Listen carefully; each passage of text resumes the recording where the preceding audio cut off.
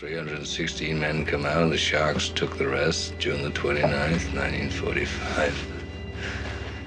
You know, there's one scene in a movie that changed Hollywood forever. No explosions, no CGI, no giant monster on screen, just three guys sitting on a boat telling stories. And yet this moment helped invent the modern blockbuster as we know it. In fact, if you love movies like Jurassic Park, Alien, The Dark Knight, or just about any summer blockbuster, you can trace a part of their DNA back to this one scene. Because what happens in this moment proves something that Hollywood still struggles to remember today, and that is you don't need bigger spectacle to make a blockbuster. You need great writing, great acting, great directing, and great tension. Tonight we are looking at the scene in Jaws that didn't just terrify audiences, it quietly rewrote the rules of blockbuster filmmaking. And if you stick around till the end, I'll explain why this scene works so well, even though the monster never appears. So pop that tape in, I got you, let's go do this.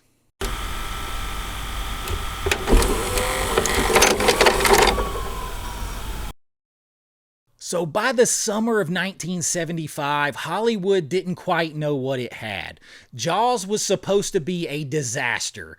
The mechanical shark barely worked. The production ran months over schedule. The studio thought they were making a simple monster movie. But instead, director Steven Spielberg, my favorite director of all time, was creating the blueprint for the modern blockbuster. But the moment where that formula truly comes together is a quiet scene very late in the film that the fans simply call the Indianapolis speech. To who possessed the USS Indianapolis?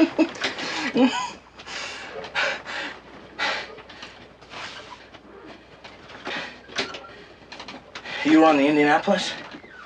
What happened? So the scene, picture the setup. It's nighttime, a calm ocean, three men sitting in a fishing boat. You've got Chief Brody, played by Roy Scheider. You have Matt Hooper, played by Richard Dreyfuss. And you have the hardened shark hunter, Quint, played by Robert Shaw. They're drinking, they're laughing, they're comparing scars, telling war stories, basically. And for a moment, you feel like the movie and the tension goes out, like it actually relaxes. The music is gone. It's just the creaking of the boat and the sound of the ocean in the water hitting the boat sides. And then Quint starts talking. To who possessed the USS Indianapolis?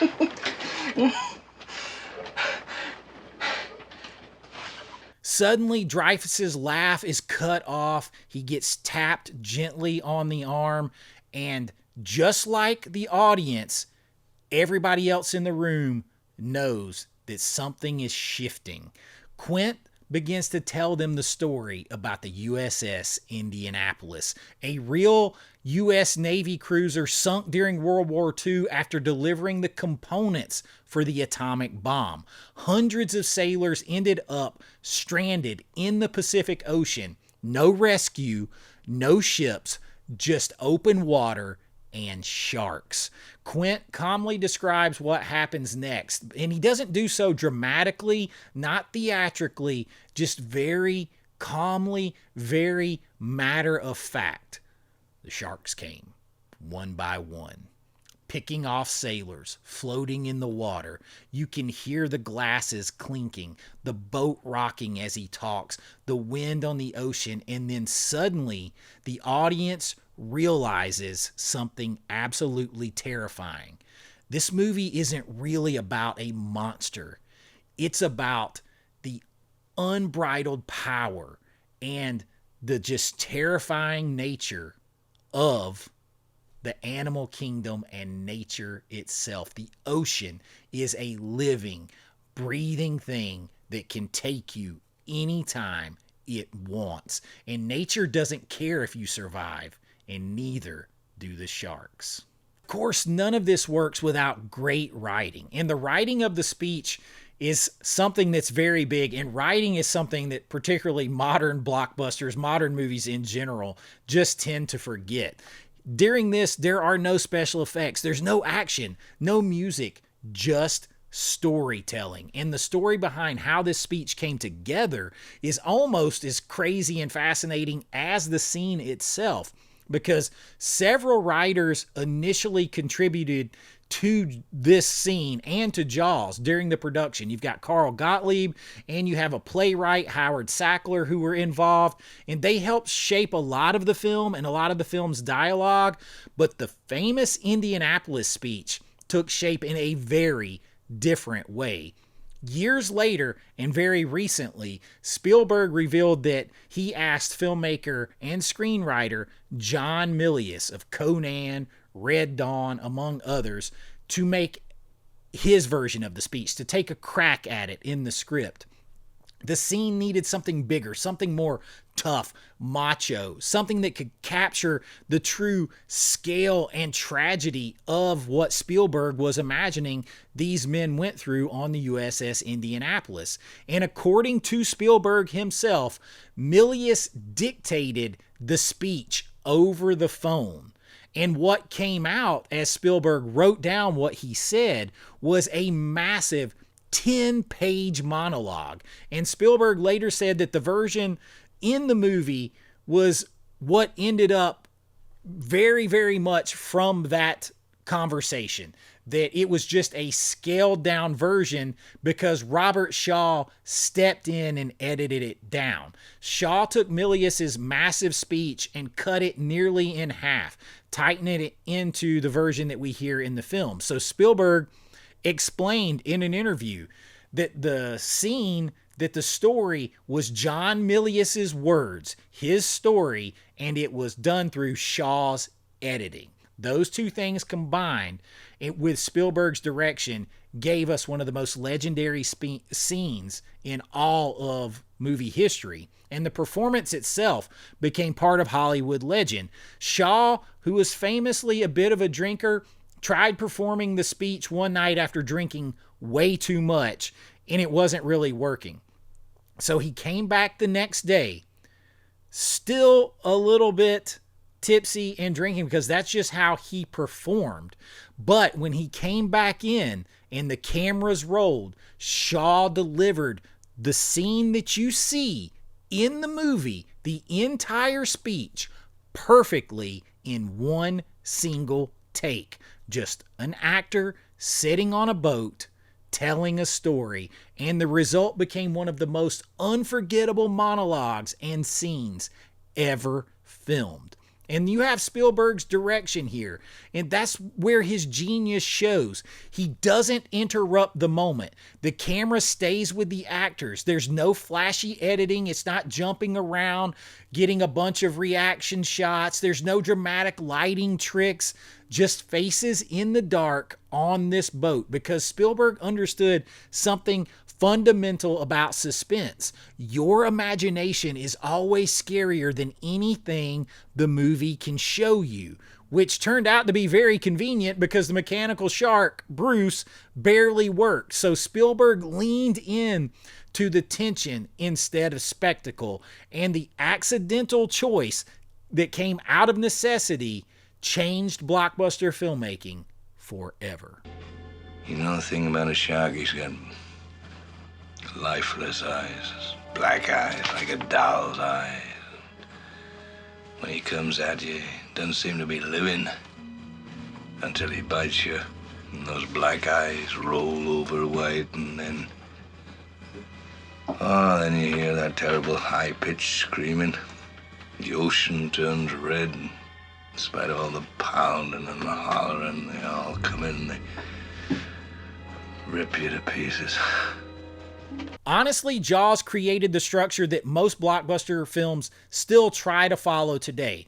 Introduce a threat, build suspense, develop the characters, deliver the spectacle later. The Indianapolis scene sits right in the middle of that formula. It slows the movie down. It deepens the characters. It raises the stakes. It almost creates a ticking time bomb situation because now we understand what Quint feels. We understand him and the way he acts and why he is the way he is. And it makes the final confrontation with the shark feel personal. He is a survivor of something horrific. For him, sharks aren't just animals, they are evil creatures, and he has unfinished business with them. So 1,100 men went in the war. 316 men come out. The sharks took the rest June the 29th, 1945. Anyway, we delivered the bomb. And then there's the moment the scene turns. When the speech ends, Quint smiles, the tension breaks, the three men laugh again, and for a moment, the mood lightens again, and then the shark slams into the boat. The audience jumps because the calm was just an illusion. The danger was always there, waiting, and that's the essence of the story. The sharks, the danger, they were always there underneath the USS Indianapolis, just waiting. So some 50 years later, this scene still works. No CGI, no modern effects, just three damn good actors on a boat with a talented director, and yet it remains one of the most suspenseful scenes and best monologues ever filmed. Because great filmmaking doesn't depend on technology, it depends on storytelling. And that's the genius of Jaws. The shark made it famous, the suspense made it legendary, but the Indianapolis scene is where the movie proves why it still matters. Sometimes the scariest thing in the ocean isn't what you see, it's what you imagine. So if you enjoyed this, I hope that you will stick around, like, and subscribe. If you love movies like this, the ones that shape the films we grew up with, make sure that you hang around. If you want to support what we're doing here a little bit more, share the video, join my Patreon. The link is in the description. You'll get your name on every single video, special members only videos, and so much more.